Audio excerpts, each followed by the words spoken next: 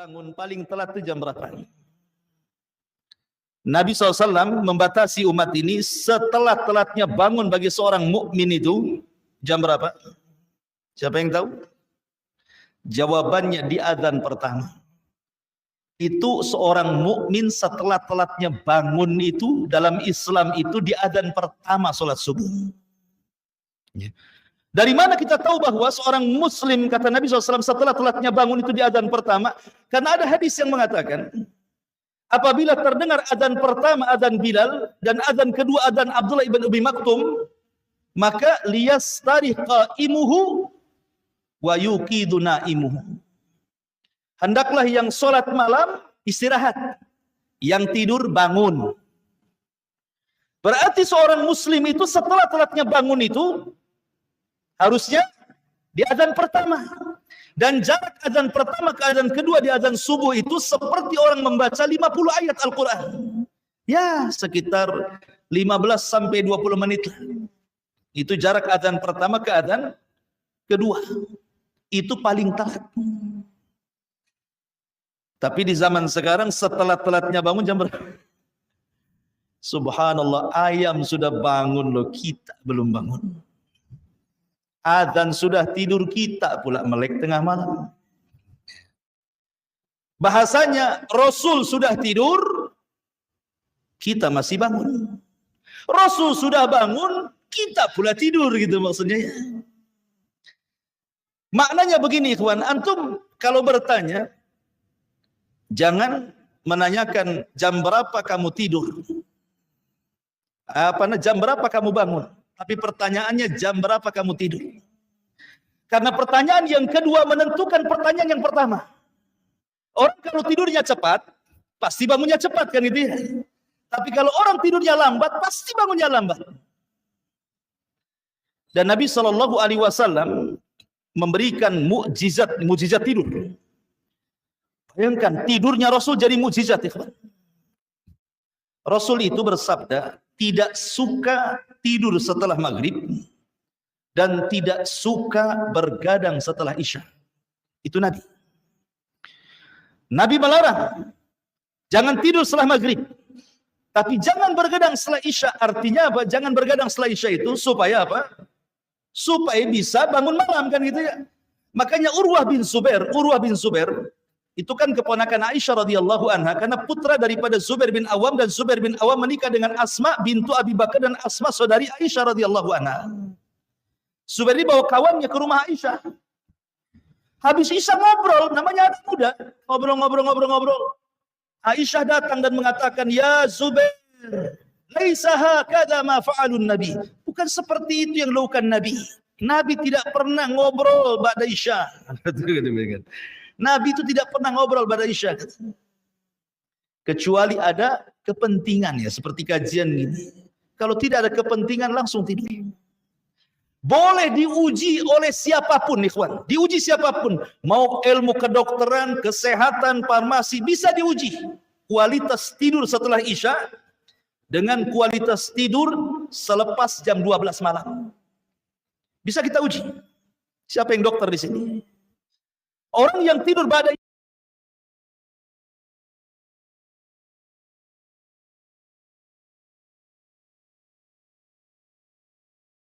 jam dengan tidur jam 1, dia bisa besoknya itu akan nasyid semangat. Tapi kalau sudah jam 1, jam 2 tidur, walaupun 10 jam bangun itu masih loyo itu. Kan gitu ya. Makanya ma'asyiral muslimin, ini mujizat Nabi. Nabi SAW mengajarkan sampai ke tidur loh. Pada isya tidur, kalau nggak ada keperluan tidur. Kecuali ada manfaat dunia atau akhirat lain kan itu. Ya Nabi SAW pernah juga telat tidur dan telat bangun pernah sekali-kali. Tapi kita kan bukan sekali-kali, berkali-kali, itu bedanya. Nabi sekali-kali, kita berkali-kali, bertambah-tambah lagi, bukan berkurang-kurang. Ma'asyiral muslimin yang dimuliakan Allah Azza wa Jalla.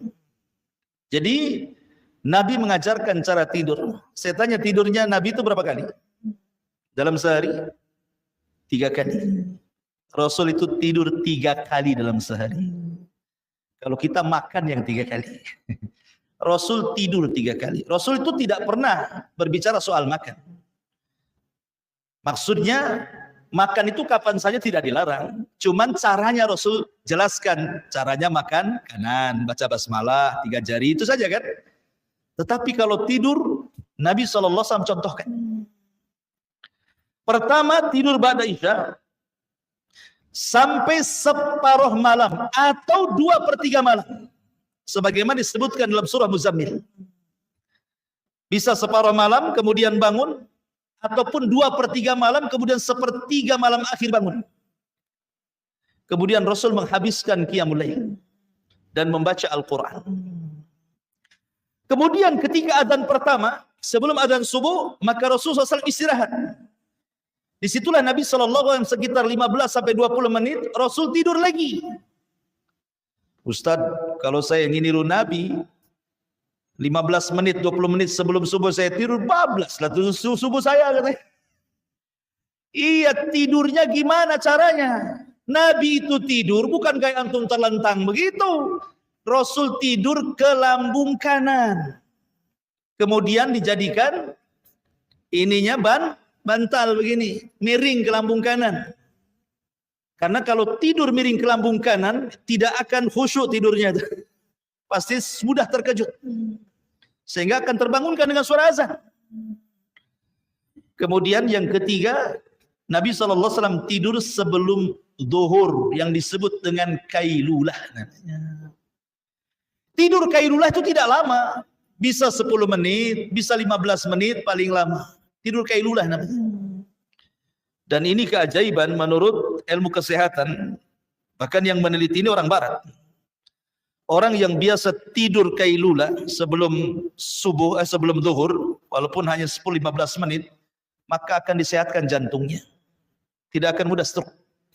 Ya, ini penelitian barat. Tapi bagi kita, walaupun barat tidak meneliti, anggaplah tidak ada penelitian barat bahwa orang yang kailulah itu bisa menyehatkan jantung gitu ya. Tetap kita katakan bahwa tidur Nabi itu mukjizat. Pasti ada kesehatan di situ. Apalagi setelah diteliti barat gitu ya. Makin lagi gitu ya. Terkadang barat itu hanya meneliti saja kan.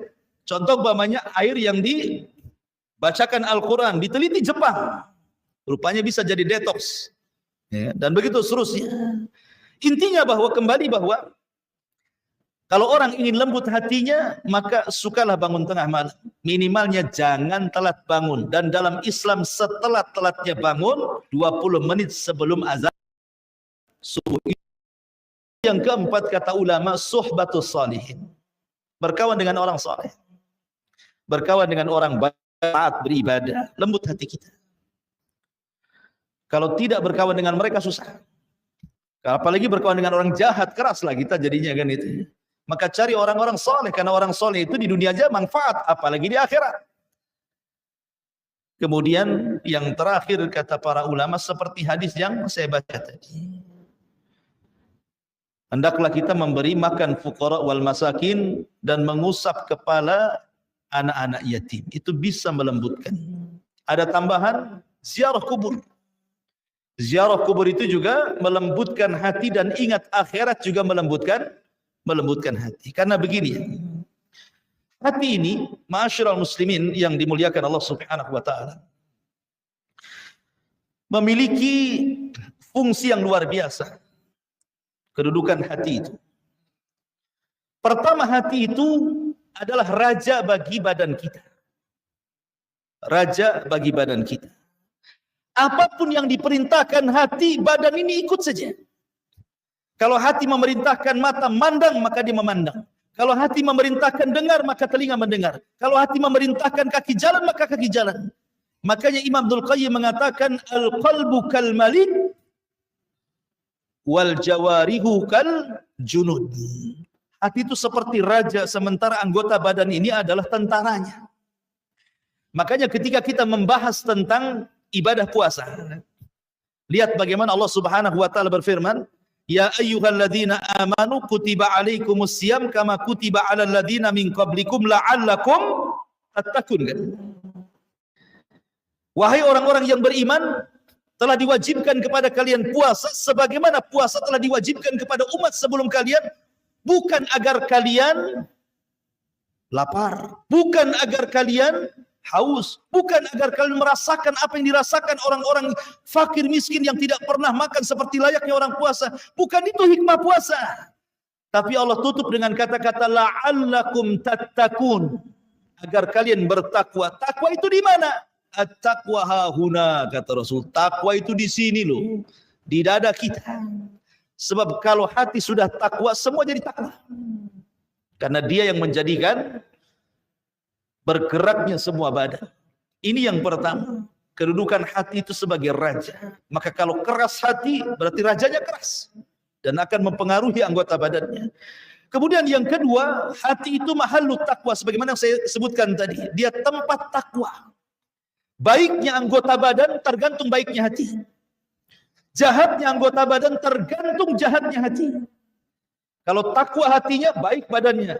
Kalau fasik hatinya, fasik juga badannya. Makanya Rasul mengatakan, ala wa inna fil jasadi mudghah idza saluhat saluhal jasadu kullu wa idza fasadat fasadal jasadu kullu ala wahiyal qalbu, kata Rasul. Ingat, dalam badan kita ada segumpal daging. Kalau dia baik, baik semua anggotanya. Kalau dia jahat, jahat semua anggotanya. Kemudian Rasul mengatakan itulah hati.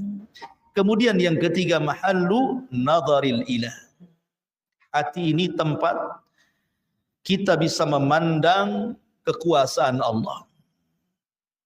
Hati ini bisa memandang kekuasaan Allah Azza wa Jalla. Dan yang terakhir,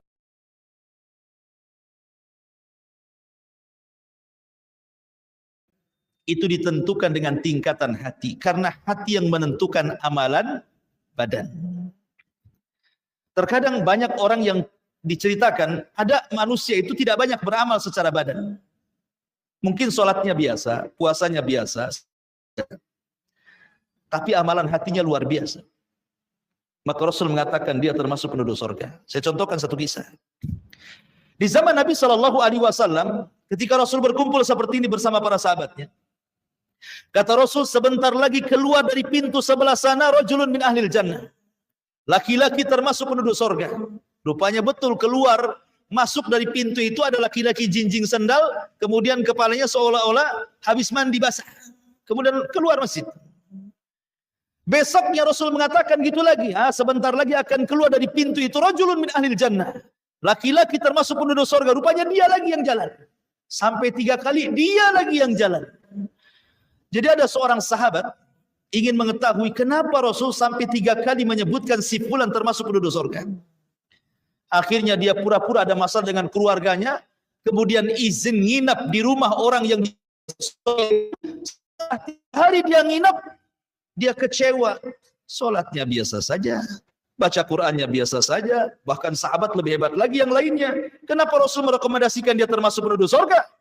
Akhirnya setelah 3 hari dia kecewa dan mengatakan, sebenarnya saya tidak dengan keluarga, cuman saya mendengar Rasul mengatakan Anda termasuk penduduk surga. Jadi saya ingin nginap, saya ingin tahu amalan apa yang Anda kerjakan sebenarnya. Lihat sahabat itu, mereka semangat hanya bicara soal akhirat. Tidak hasad dengan dunia. Sahabat itu hasad dengan akhirat. Hasad yang baik gitu, pengen seperti dia. Ya. Akhirnya kemudian sebelum pulang dikasih tahu, boleh jadi mungkin, kata dia, karena saya sebelum tidur, saya maafkan semua orang yang mendolimiku. Saya maafkan semuanya. Semua yang menghasadiku, ku maafkan. Semua yang membuliku, semua yang memfitnahku, ku maafkan. Setiap tidur, ku maafkan semuanya. Kemudian aku tidur. Gitu. Rupanya itu amalannya. Dia membersihkan hati sebelum tidur. Padahal sholatnya biasa saja. Tapi Nabi SAW 3 kali mengatakan, rajulun min ahlil jannah, rajulun min ahlil jannah. Luar biasa. Jadi terkadang hati ini ikhwatu fiddin menentukan amalan badan.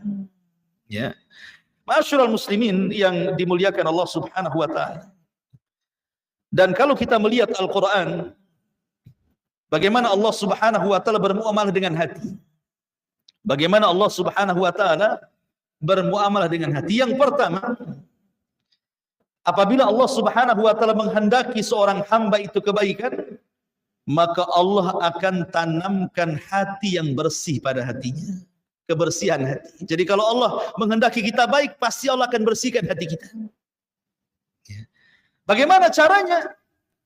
Supaya Allah Subhanahu wa taala menanamkan kebersihan hati kepada kita, ya kita meminta. Ya muqallibal qulub tsabbit qulubana ala ta'atik. Wahai zat yang membolak-balikan hati, tetapkan hatiku di atas ketaatan kepada. Yang kedua, tazyinul iman. Apabila Allah Subhanahu wa taala sudah membersihkan hati seorang hamba karena Allah ingin kebaikan kepada hamba itu, maka Allah akan hiasi dengan iman. Ya. Kemudian yang ketiga, kutibal imanu fil qalbi. Bukan hanya dihiasi dengan iman, Allah catat iman dalam hatinya. Kemudian yang keempat, Allah buat ar-ra'fatu war-rahmah. Hatinya akan lembut sehingga mudah menangis dan mudah memberikan kasih sayang kepada orang. Ini kalau sudah Allah bersihkan hati, Allah hiasi hati dengan keimanan, Allah catat keimanan dalam hatinya, maka hatinya jadi lembut itu. Ya. Makanya kalau kita lihat Abu Bakar Siddiq radhiyallahu an adalah orang yang mudah menangis. Ketika Nabi SAW mengatakan kepada Ummul Mukminin Aisyah radhiyallahu anha, muru Aba Bakrin bi an yusalliya bin nas. Aisyah, perintahkan bapakmu gantikan aku salat, aku lagi sakit. Kata Aisyah, ya Rasulullah, inna abi rajulun bakka. Rasul, jangan. Bapakku ini Abu Bakar suka nangis. Kalau dia baca Quran enggak baca nangis saja. Perintahkan Umar saja. Gitu ya. Rasul ngomong lagi, muru Abu Bakrin bi an yusalliya bin nas. Tidak, perintahkan bapakmu. Sampai 3 kali. Karena Nabi pantas jadi khalifah. Kalau dia menjadi pemimpin salat berarti akan memimpin umat, gitu maksudnya. Tetapi Aisyah radhiyallahu anha menyangka, karena dia khawatir suara bapaknya kalau jadi imam enggak kedengaran, sementara seorang imam harus keras suaranya kan gitu. Asyik nangis ganggu makmum lah, maksudnya gitu. Tapi bagaimana kelembutan hati Abu Bakar Siddiq radhiyallahu anhu, mudah menangis. Ya. Kemudian juga dilembuti dengan rahmat. Kemudian yang kelima, ta'lifullah al-qulub. Kalau sudah lembut hatinya, maka Allah Subhanahu wa taala akan menanamkan kelembutan yang bertambah sampai kemudian as-sakinatu fil qalbi, maka Allah tanamkan ketenangan. Begitulah Allah Subhanahu wa taala bermuamalah dengan hati seorang muslim. Lah dalam ayat ini ma'asyiral muslimin yang dimuliakan Allah Subhanahu wa taala, di sini Allah mengatakan summa qasat qulubukum, kemudian keraslah hati kalian. Tentu keras hati itu kan ada sebab kan. Lalu apa sebabnya hati orang itu keras? Ulama mengatakan bahwa sebab hati itu keras karena al-ghaflatu min dzikrillah. Ini yang pertama. Tidak suka zikir. Tidak suka berzikir kepada Allah. Padahal zikir itu ikhwan, itu ibadah yang paling ringan dari seluruh ibadah yang Allah perintahkan kepada kita. Sebutkan ibadah yang Allah perintahkan yang paling ringan melebihi zikir, tidak ada. Ya. Zikir ini tidak dibatasi waktu, tidak dibatasi tempat, tidak pakai biaya.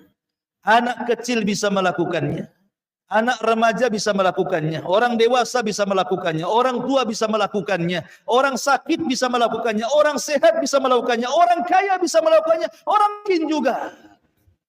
Semua bisa melakukan zikir. Tapi sholat, tidak semua bisa melakukannya di masjid. Kadang sakit di rumah, kan itu. Kemudian puasa, terkadang tidak bisa melakukannya, apalagi haji. Tapi zikir ini semua bisa melakukannya. Anda bisa berzikir sambil berjalan, Anda bisa berzikir sambil berlari, Anda bisa berzikir sambil berdiri, sambil duduk, sambil berbaring. Masya Allah, zikir ini luar biasa. Tapi lihat keutamaannya, Nabi mengatakan apa? Rasul mengatakan, ala unabbiukum bi khairi min a'malikum. Maukah kutunjukkan kepada kalian sebaik-baik amal kalian? Wa azkakum inda malikikum. Dan bisa membersihkan di hadapan Rabb kalian. Wa arfa'ukum fi darajatikum, bisa mengangkat derajat kalian. Wa khairun lakum min infaqidz dzahabi wal waraq, lebih baik dibandingkan infak dengan emas dan perak. Wa khairun lakum minal jihad hatta talqau aduwakum fatadribu a'naqahum wa yadribu a'naqakum. Sampai lebih baik dibandingkan jihad, kau berjumpa dengan musuh, kau bunuh musuh atau kau dibunuh musuh. Wah, ini 5 perkara loh ya. Lebih sebaik-baik amal, bisa membersihkan jiwa, mengangkat derajat, lebih baik dibandingkan infak dari emas dan perak, akan lebih baik dibandingkan jihad. Amal apa coba ini? Bisa menandingi 5 amalan besar. Kata Nabi SAW ketika ditanya, apa itu wahai Rasul, kata sahabat. Kata Nabi SAW, zikrullah, berzikir kalian kepada Allah. Berzikir. Antum dari rumah ke sini kan bisa saja subhanallah walhamdulillah wa la ilaha illallah akbar, Allahu akbar, Allahu akbar, subhanallah subhanallah. Tidak mesti habis salat. Ya, dan tanpa dibatasi hitungan.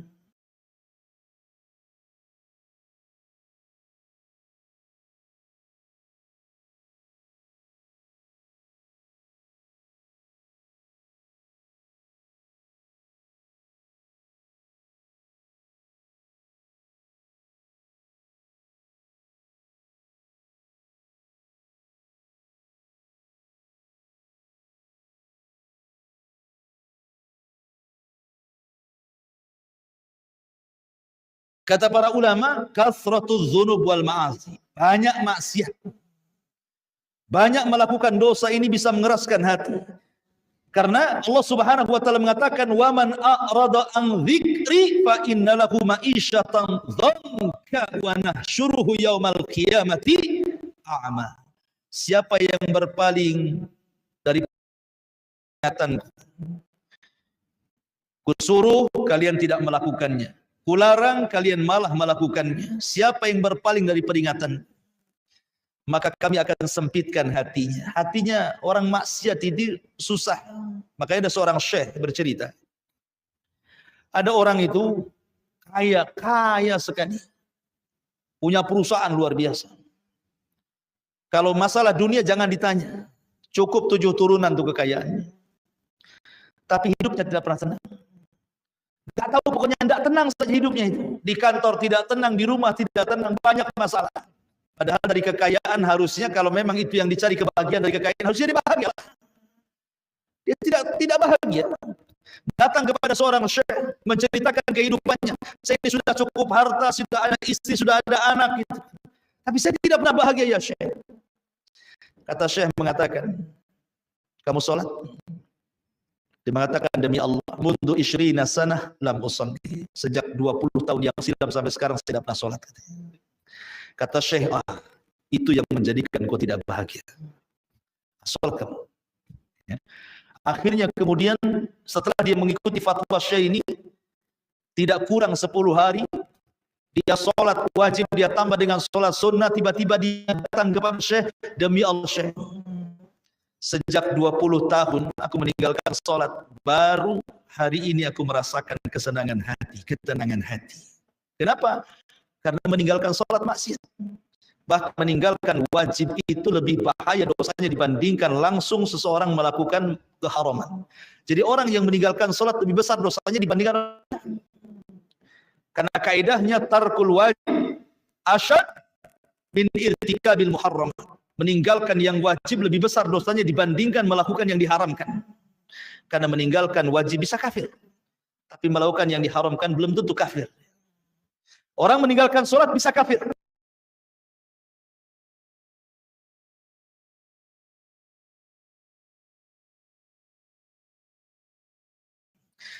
Kemudian yang ketiga, kata ulama, al-insyighalu bid-dunya. Ketika dia sibuk dengan urusan dunia.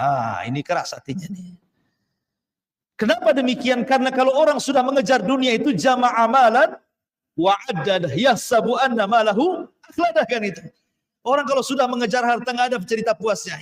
Karena ada 2 perkara yang dikejar tidak mungkin puas, satu ilmu, satu harta. Dan tidak bisa orang itu menyeimbangkan 50% dunia, 50% akhirat. Dusta orang yang ngomong seperti itu. Kalau saya sih, saya bagi 2 Ustaz. Akhirat separuh, dunia separuh. Dusta kau. Mana bisa? Cemana caranya kau membagi dua kehidupan ini 50% dunia, 50%. Nggak akan bisa. Sholat satu hari saja berapa kali? Dihitung dengan 24 jam. Kalau dikumpulkan hanya berapa jam saja? Dikumpulkan. Lebihnya kita tidur, lebihnya kita ngobrol, lebih mau bilang 50% akhirat dunia. Makanya pendusta orang yang ngomong seperti itu. Jangan dibenarkan. Kalau ada yang mengatakan saya 50% dunia, 50% karena orang yang terlampau cinta dunia akan mengalahkan akhirat. Orang yang terlampau cinta dengan akhirat akan mengalahkan dunia. Itu sudah matematika seperti itu. Ya. Ma'asyiral muslimin, makanya kalau kita berdoa, doa sapu jagat kan, Rabbana atina fid dunya hasanah wa fil akhirati hasanah wa qina adzabannar. Lihat di sini 3 permintaan. Rabbana atina fid dunya hasanah, minta dunia. Ya Allah, berikan dunia yang baik. Ya kan? Kemudian wa fil akhirati hasanah, minta akhirat yang baik. Wa qina adzabannar, minta akhirat lagi, dijauhkan dari api neraka. Artinya permintaan kita tentang dunia ini hanya boleh 2/3. Hanya 1/3 saja. 2/3 itu akhirat. Ya, ini kan dibagi 3 nih. Dunia, akhirat. Berarti permintaan kita kepada Allah akhirat itu 2/3. Permintaan kita dengan dunia itu hanya 1/3 saja. Tapi kebanyakan doa-doa kita tidak kan. Jangan cerita 1/3. 2/3, kalau bisa semua dunia kan gitu ya. Kenapa? Karena akhirat itu tidak nampak, gaib. Orang kalau seandainya di hadapan kita, kau mau milih surga atau ini uang 1 triliun, kira-kira antum milih mana? Nampak nih 1 triliun, surga tak nampak, cerita Ustadz katanya. Pasti dia milih yang nampak kan? Ya, karena orang itu suka yang nampak, nggak suka yang nggak nampak masalahnya. Surga ini nggak nampak, makanya kayak cerita dongeng jadinya. Betul, saya masuk surga kan? Bagus yang jelas-jelas, ini aja yang 1 triliun. Ya. Masyaallah muslimin yang dimuliakan Allah Azza wa Jalla. Jadi kalau orang sudah sibukkan dengan dunia pasti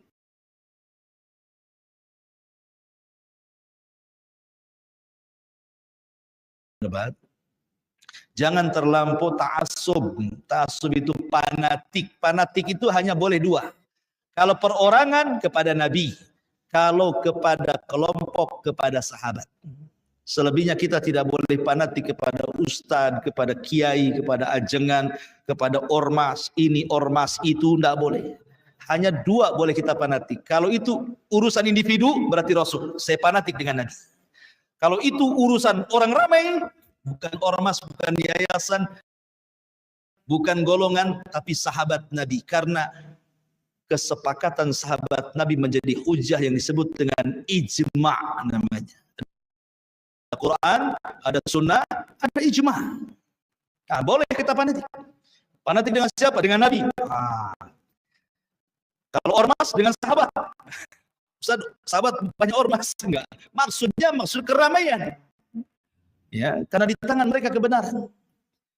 Kemudian juga yang meraskan hati yang terakhir adalah kasratu mukhalatatin nas fi ghairi maslahatin.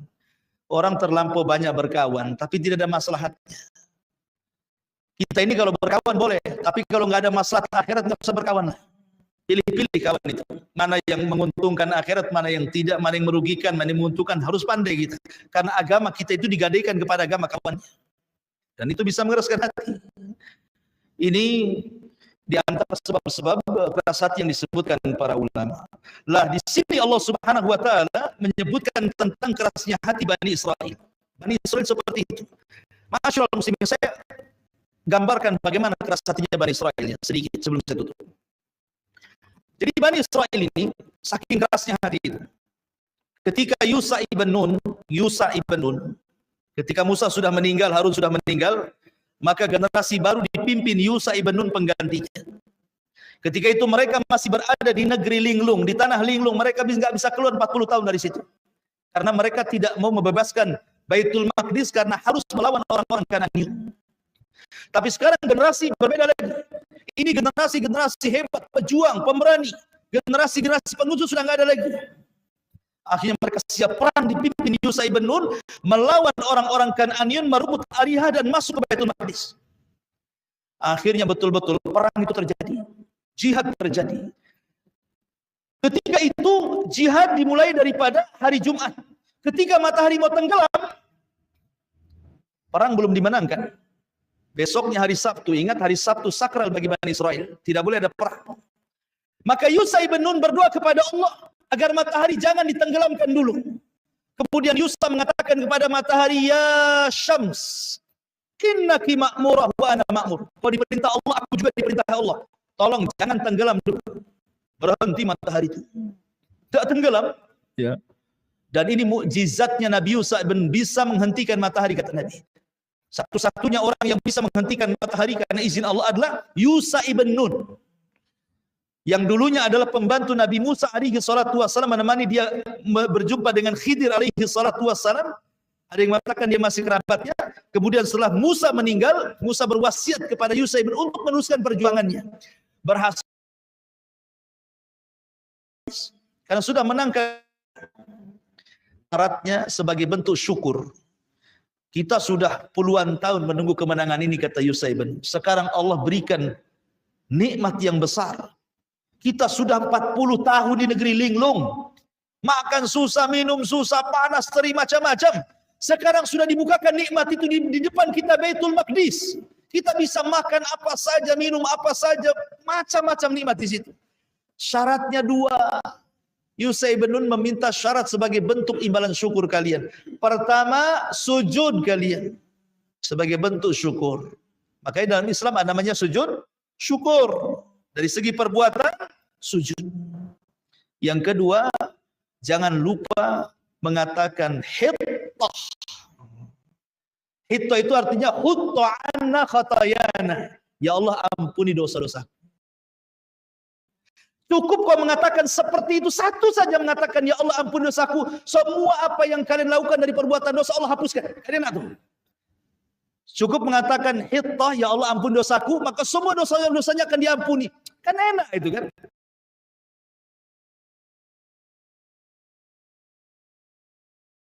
Ketika mendapatkan kemenangan itu sujud, malah mereka kemudian membungkuk, kemudian membelakangi Baitul Maqdis.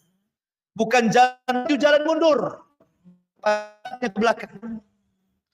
Bukannya disuruh membaca hittah, malah diganti hittah menjadi hintah, pakai nun.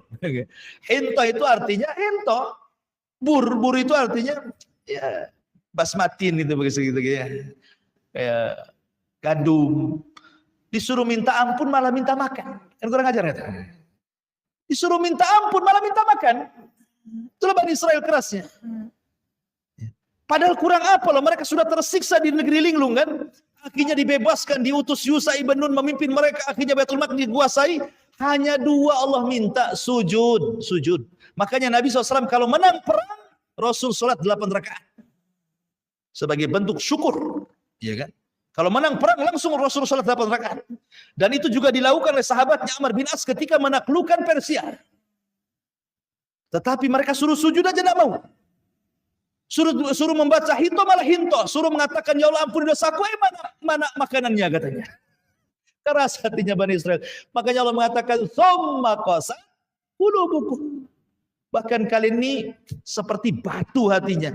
Padahal batu terkadang masih lebih baik dibandingkan hati kalian. Karena dari batu masih terpancar sungai, masih terpancar air, masih bisa jatuh karena takut kepada Allah. Hati kalian tidak di tiga-tiganya. Itu gambaran daripada kekerasan Bani Israel. Wallahu alam.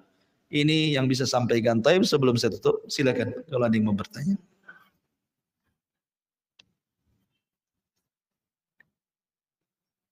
Tidak ada? Alhamdulillah.